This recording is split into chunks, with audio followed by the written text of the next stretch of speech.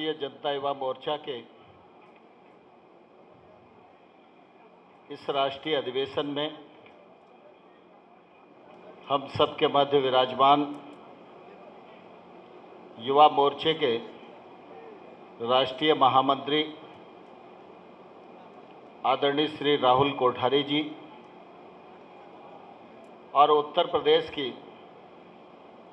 धरती पर यह सम्मेलन संपन्न हो रहा है, ऐसे हमारे उत्तर प्रदेश भारतीय जनता युवा मोर्चा के प्रदेश के अध्यक्ष भाई आशुतोष राय जी, मंच पर विराजमान भारतीय जनता युवा मोर्चा के राष्ट्रीय और प्रादेशिक सभी पदाधिकारीगण और इस सम्मेलन में आए देश भर से समादरणीय कार्यकर्ता भाइयों और बहनों, मुझे बहुत प्रसन्नता है कि आज मैं आप सबके मध्य इस भूमिका में उपस्थित हूं। भारतीय जनता युवा मोर्चा भारतीय जनता पार्टी की एक तौर से प्राथमिक पाठशाला है। भारतीय जनता युवा मोर्चा का कार्यकर्ता बनने के बाद अपने कार्यकाल के दौरान कार्यकर्ता भारतीय जनता पार्टी को समझता है, भारतीय जनता पार्टी के विचार, भारतीय जनता पार्टी के सिद्धांत, भारतीय जनता पार्टी की कार्यपद्धति को समझकर अपने आप को योग्य रूप में निर्माण करता है। मुझे प्रसन्नता है कि आप सब लोग भारतीय जनता युवा मोर्चा के माध्यम से आने वाले कल की भारतीय जनता पार्टी के निर्माण की इस बड़ी योजना में संलग्न हैं। इसलिए मैं आप सब कार्यकर्ता बंधुओं का अपनी ओर से हृदय से बहुत बहुत स्वागत करता हूं। आप सबका हृदय से बहुत बहुत अभिनंदन करता हूं।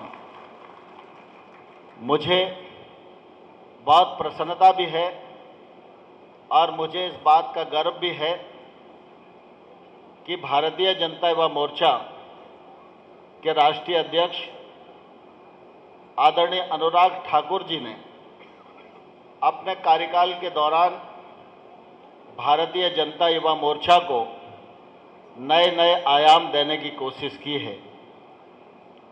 अनेक कार्यक्रमों की उन्होंने अपने कार्यकाल में संरचना की और उस संरचना को उनकी टीम ने पूरी शिद्दत के साथ देश में क्रियान्वयन करने की जो सफल कोशिश की, उसी का परिणाम है कि देश भर से इतनी बड़ी संख्या में तरुणाई यहाँ आई हुई है और राष्ट्र निर्माण का संकल्प लेने के लिए आगे बढ़ रही है। हम सब राजनीतिक दल के युवा कार्यकर्ता हैं और राजनीतिक दल में भी भारतीय जनता पार्टी के युवा संगठन के कार्यकर्ता हैं। हम सब कार्यकर्ताओं को निश्चित रूप से इस बात पर गर्व है क्योंकि हम जानते हैं होश संभालने के बाद देश के राजनीतिक परिदृश्य पर किसी भी नौजवान के जाने के लिए अनेक राजनीतिक दलों का विकल्प सामने था, लेकिन उन सब विकल्पों को देखते हुए हम अगर भारतीय जनता पार्टी के साथ जुड़े हैं तो मैं समझता हूं यह भारतीय जनता पार्टी के लिए तो प्रसन्नता की बात है ही, लेकिन हम सब कार्यकर्ताओं के लिए भी सौभाग्य और गर्व का विषय है कि हम भारतीय जनता पार्टी के कार्यकर्ता हैं। किसी भी राजनीतिक दल के जीवन में, किसी भी राष्ट्र के जीवन में निश्चित रूप से युवाओं की भूमिका बहुत महत्वपूर्ण होती है। इतिहास इस बात का साक्षी है कि जब जब नौजवानों ने करवट बदली है तब तब परिवर्तन आया है। परिवर्तन सांस्कृतिक हो, परिवर्तन आध्यात्मिक हो और परिवर्तन राजनीतिक हो, हर परिवर्तन में नया इतिहास सृजन करने का यह कारक हमेशा नौजवानी रहा है। हम सब जानते हैं कि भारतवर्ष में सबसे अधिक मान्यता जगत गुरु शंकराचार्य जी की है।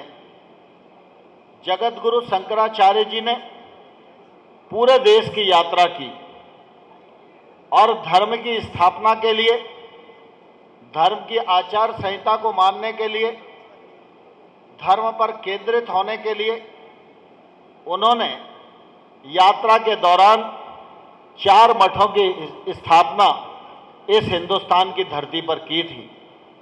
जब जगत गुरु शंकराचार्य जी यात्रा के लिए निकले और उन्होंने मठों की स्थापना की, उस समय जगत गुरु शंकराचार्य जी की उम्र भी युवा मोर्चे के कार्यकर्ताओं के बराबर ही थी। स्वामी विवेकानंद जी हमारे देश में और दुनिया में युवाओं के प्रेरणा स्रोत हैं। स्वामी विवेकानंद जी ने संन्यास की दीक्षा ली और स्वामी विवेकानंद जी अपने गुरु रामकृष्ण परमहंस जी की आशीर्वाद लेकर जब शिकागो की धर्म संसद में गए और उन्होंने अपनी योग्यता, अपनी बुद्धिमत्ता और अपनी वाणी से दुनिया की धर्म संसद में हिंदुत्व के ध्वज को फहराने में कामयाबी हासिल की, उस समय स्वामी विवेकानंद जी भी की आयु उतनी ही थी जितनी युवा मोर्चे के कार्यकर्ताओं की होती है। हमारे देश में आज़ादी का प्रथम स्वतंत्रता संग्राम 1857 में लड़ा गया और 1857 के स्वतंत्रता संग्राम की अग्रणी योद्धा महारानी लक्ष्मीबाई, रानी झांसी, जिसने अंग्रेजों से युद्ध करते हुए अपने प्राणों का बलिदान कर दिया, उस समय रानी झांसी की उम्र भी मात्र 23 वर्ष की थी, युवा मोर्चे के कार्यकर्ताओं के बराबर थी। उसके बाद जब दूसरा स्वतंत्रता का आंदोलन हुआ, उस आंदोलन में तमाम सारे नौजवान जो भारत माता के पैरों में पड़ी हुई स्वतंत्रता की बेड़ियों को काटने के लिए उद्यत थे, ऐसे तमाम सारे नाम हम सब लोगों के सामने हैं। अमर शहीद चंद्रशेखर आजाद हैं, शहीद आजम भगत सिंह हैं, अमर शहीद डॉक्टर राम प्रसाद बिस्मिल हैं, अमर शहीद अशफाकुल्ला खां हैं, सुखदेव हैं, राजगुरु हैं। ये सब जो शहीद जिन्होंने हमको आज़ादी दिलाने में अग्रणी भूमिका का निर्वाह किया, और जब इन्होंने हंसते हंसते फांसी के फंदों को चूमा और अपने प्राणों का बलिदान किया, उस समय इन शहीदों की उम्र भी युवा मोर्चे के कार्यकर्ताओं के बराबर ही थी। हिंदुस्तान आजाद हो गया और हिंदुस्तान आजादी के बाद लगातार विकास की ओर अग्रसर हो रहा था, लेकिन आजादी के बाद भी हिंदुस्तान में एक कालखंड ऐसा आया जब श्रीमती गांधी इस देश की प्रधानमंत्री थी। श्रीमती गांधी के चुनाव में करप्ट प्रैक्टिस के कारण इलाहाबाद हाईकोर्ट के जज जगमोहन लाल सिन्हा ने उनका चुनाव निरस्त करने का आदेश दिया। अच्छा तो यह होता श्रीमती गांधी उस समय न्यायालय के उस आदेश को स्वीकार करती और लोकतंत्र को मजबूत करने में अपना योगदान करती, लेकिन श्रीमती गांधी ने ऐसा नहीं किया।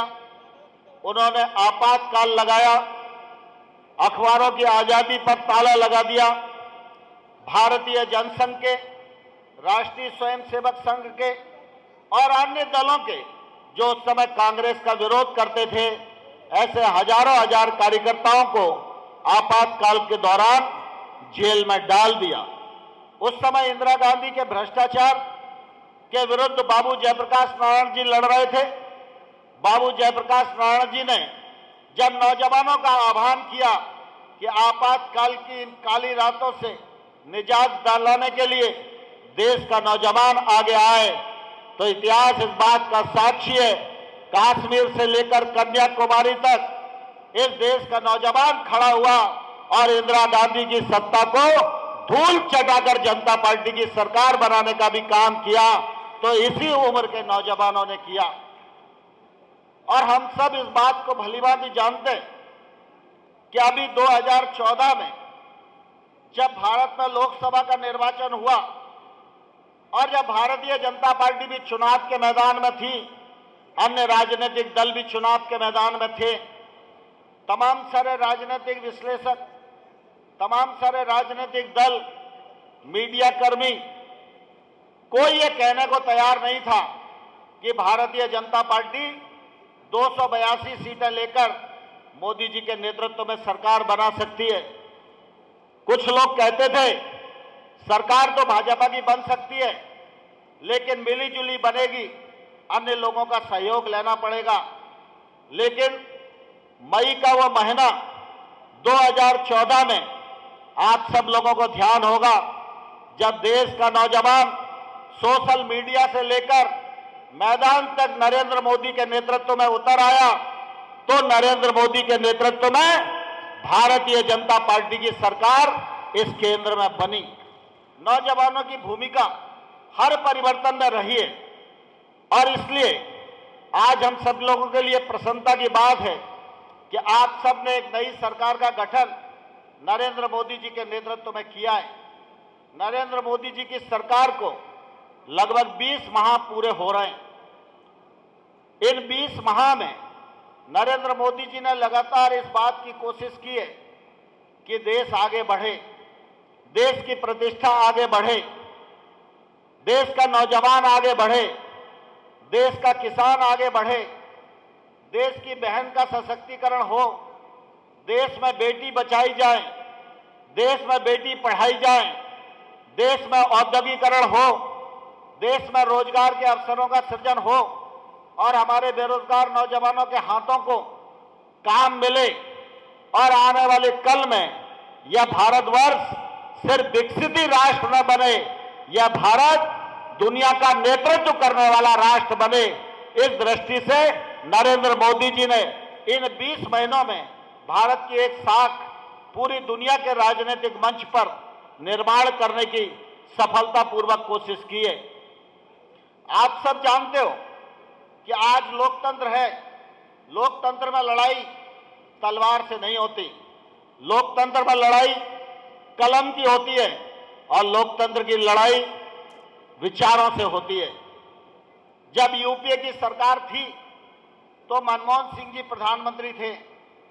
मनमोहन सिंह जी भी विदेश में जाते थे, तो जब उनकी विदेश यात्रा होती थी तो न देश के लोगों को मालूम होता था, न दुनिया के लोगों को मालूम होता है। लेकिन आज हम गर्व से कह सकते हैं कि जब नरेंद्र मोदी हिंदुस्तान से अमेरिका जाने के लिए अगर हवाई जहाज में बैठते हैं तो पूरी दुनिया उत्सुकता भरी नजरों से नरेंद्र मोदी की उस यात्रा की सफलता की कहानी सुनने के लिए आतुर रहती है। दुनिया में रहने वाले जो हमारे भारतीय हैं वो अपने आप को शर्मिंदा महसूस किया करते थे। आज आप किसी भी देश में चले जाओ, हर भारतीय सीना तान के ये कहने को तैयार है कि मैं इंडियन हूं और मैं इंडिया को आगे बढ़ाने में सहयोग देने के लिए तत्पर हूं। यह जागरण और यह चेतना का काम नरेंद्र मोदी जी ने अपने नेतृत्व में किया है। मैं अभी साउथ अफ्रीका गया था और साउथ अफ्रीका में मैं भारतीयों की एक बैठक में गया और मुझे यह सुनकर ताज्जुब हुआ कि स्वच्छता अभियान की जो झलक हम भारत में देख रहे हैं, मुझे अंदाज नहीं था कि विदेश में भी बैठे हुए लोग इस स्वच्छता अभियान के लिए काम कर रहे हैं। जब मैं उन लोगों की बैठक में गया तो उन्होंने मुझे कहा कि भाई साहब हम हिंदुस्तान आएंगे, उस समय आप हमारा सहयोग करिएगा। मैंने कहा बताइए किस प्रकार का सहयोग आपको चाहिए। तो उन्होंने कहा कि प्रधानमंत्री जी ने आह्वान किया है कि हर घर में शौचालय बनाए जाएं, कोई बाहर हमारी बहन बेटी शौच के लिए नहीं जाए। हिंदुस्तान की सरकार के पास पैसे की कमी है, और इस शौचालय बनाने के अभियान में हम भी योगदान करना चाहते हैं और इसलिए हम सब लोग मिलकर अपने क्लब में पैसा एकत्र कर रहे हैं और ये पैसा जब पूरा इकट्ठा हो जाएगा तो हम भारत आएंगे और आप हमको गांव अलॉट करवा दीजिएगा। हम गांव के हर घर में शौचालय बना के नरेंद्र मोदी जी के आह्वान को पूरा करेंगे। यह जागृति, यह चेतना आज दुनिया भर में खड़ी हुई है। यह निश्चित रूप से हम सबके लिए प्रसन्नता का भी द्योतक है और सफलता का भी परिचायक है। बंधुओं, आज हम सब युवा मोर्चा के कार्यक्रम में उपस्थित हैं। युवा देश में परिवर्तन का कारक है, यह हम सब जानते हैं। आप सब ने परिश्रम पूर्वक देश में सरकार बदल दी है। अब देश को विकसित राष्ट्र की ओर बढ़ना है, देश को नवनिर्माण की ओर बढ़ना है। इसके लिए वैचारिक क्रांति की भी आवश्यकता है और इसके लिए हमारी सक्रियता की आवश्यकता है। आप सब इस बात को जानते हैं कि देश में अनेक प्रकार की ऐसी ताकतें हैं जो देश को तोड़ना चाहती हैं, देश की एकता को खंडित करना चाहती हैं। समय समय पर आतंकवादी खतरे से हमारा देश जूझता रहता है। सीमा पर तैनात जवान नक्सलवाद और आतंकवाद से जूझते हुए अपने प्राणों का उत्सर्ग कर देते हैं, लेकिन भारत माता की रक्षा करने के लिए कभी संकोच नहीं करते अपने प्राणों की बाजी लगाने में। लेकिन हम सब सेना में काम नहीं कर रहे, हम सब राजनीतिक दल में काम कर रहे हैं। तो हमारी कोशिश होनी चाहिए कि राष्ट्रवाद का प्रभाव हिंदुस्तान के हर घर में पहुंचे, भारतीय जनता पार्टी का प्रभाव देश के हर घर में पहुंचे। भारत को सुरक्षित रखने के लिए, भारत को एक रखने के लिए, भारत को आगे बढ़ाने के लिए दुनिया का हर नौजवान भारतीय जनता युवा मोर्चा के साथ इकट्ठा हो। मुझे इस बात की प्रसन्नता है कि आज भारतीय जनता युवा मोर्चे की जो ताकत देश भर में बढ़ रही है, उसी का परिणाम है कि कुछ विश्वविद्यालयों में जो लोग देशद्रोही के नारे लगाते थे, वो आज भारतीय जनता पार्टी और भारतीय जनता युवा मोर्चा की ताकत को देखकर जय हिंद का नारा लगाने के लिए मजबूर हो रहे हैं। यह निश्चित रूप से हमारी वैचारिक सफलता है, लेकिन इस सफलता को हमें और आगे बढ़ाने की आवश्यकता है। जो कार्यक्रम सरकार ने दिए, उन सरकार के कार्यक्रमों को भी नीचे तक ले जाने की आवश्यकता है। हम सब जानते हैं कि हम नौजवान हैं, हम पढ़े लिखे नौजवान हैं, हमारे हाथ को रोजगार चाहिए। हमारे प्रधानमंत्री जी ने स्किल डेवलपमेंट अभियान एक और प्रारंभ किया, वहीं दूसरी ओर प्रधानमंत्री मुद्रा योजना लोगों को रोजगार से जोड़ने के लिए प्रारंभ की और वहीं स्टार्टअप इंडिया योजना के माध्यम से देश के नौजवान सिर्फ नौकरी न करें, नौकरी देने वाले बने। यह काम भी नरेंद्र मोदी जी ने हम सब लोगों के लिए किया है। इन योजनाओं का लाभ पात्र नौजवान तक पहुंचे, इस बात की कोशिश हम सब कार्यकर्ता मित्रों को आज करने की आवश्यकता है। अगर हम इस कोशिश को आगे बढ़ाएंगे तो सरकार की योजनाओं का लाभ आम नौजवान तक पहुंचेगा और आम नौजवान जब काम से लगेगा तो युवा देश के नवनिर्माण में निश्चित रूप से उसका योगदान सार्थक होगा और सफलतापूर्वक होगा। इस दिशा में युवा मोर्चे के कार्यकर्ता एक सशक्त माध्यम बने, यह समय की मांग भी है, यह समय की आवश्यकता भी है। और मैं इस अवसर पर आप सब नौजवान मित्रों को यह अनुरोध जरूर करना चाहता हूं कि बंधुओं, आज भारतीय जनता पार्टी की ओर सारा देश निहार रहा है। भारतीय जनता पार्टी की सरकार की ओर सारा देश आशा भरी नजरों से निहार रहा है। ऐसी स्थिति में हम लोगों की भूमिका और महत्वपूर्ण हो जाती है। इस भूमिका का निर्वाह करने के लिए हम सब कार्यकर्ता मित्रों को आगे बढ़ना चाहिए। हम सब कार्यकर्ता मित्रों को अपनी भूमिका को समझना चाहिए और हम सब कार्यकर्ता मित्रों को आगे बढ़कर इसका निर्वाह करने की कोशिश करनी चाहिए। मुझे इस बात की प्रसन्नता है कि आज हमारे प्रधानमंत्री नरेंद्र मोदी जी ने जो दुनिया की यात्रा की, उस दुनिया की यात्रा में उन्होंने जो सफलता अर्जित की, वो हम सब लोगों को, आम लोगों तक पहुंचाने की आवश्यकता है।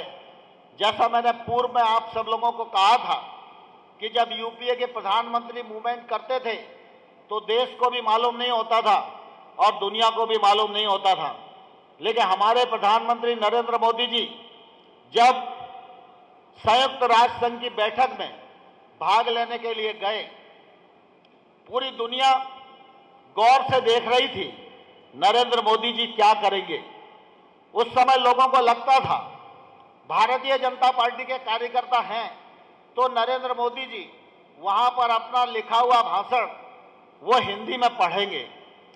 तो लोग कहते थे कि भाषण तो हिंदी में अटल बिहारी वाजपेयी भी दे चुके, इसमें नया कुछ नहीं है। लेकिन आप सबने देखा नरेंद्र मोदी जी गए, उन्होंने अपना वक्तव्य हिंदी में दिया, यह सच है। लेकिन साथ ही नरेंद्र मोदी जी ने भारत की विधा को भी दुनिया के उस राजनीतिक मंच पर रखने की एक सफलतापूर्वक कोशिश की। हम सब जानते हैं कि योग हमारे भारत की विधा है और इस योग को स्वीकारते सब थे, लेकिन यह भारत की विधा है यह कहने में भारतीयों को भी संकोच होता था। मुझे ध्यान है हमारे प्रधानमंत्री नरेंद्र मोदी जी ने जब संयुक्त राष्ट्र संघ में योग की बात को, योग के पक्ष को पूरी ताकत के साथ संयुक्त राष्ट्र संघ में रखा और उन्होंने आग्रह किया कि ये योग दिवस पूरी दुनिया को एक साथ मनाना चाहिए और यह दिन संयुक्त राष्ट्र संघ तय करे। हम सबको गर्व करना चाहिए, भारत के प्रधानमंत्री नरेंद्र मोदी जी की अपील पर दुनिया के 196 देशों ने योग दिवस मनाया और योग के कार्यक्रम में शिरकत की। और हम सब इस बात को जानते हैं कि नरेंद्र मोदी जी जब मुख्यमंत्री थे तो मनमोहन सिंह जी को लिखा करते थे कि मनमोहन सिंह जी, हम सब लोगों को कोशिश करना चाहिए, ऐसे तमाम सारे देशों को इकट्ठा करना चाहिए जो देश,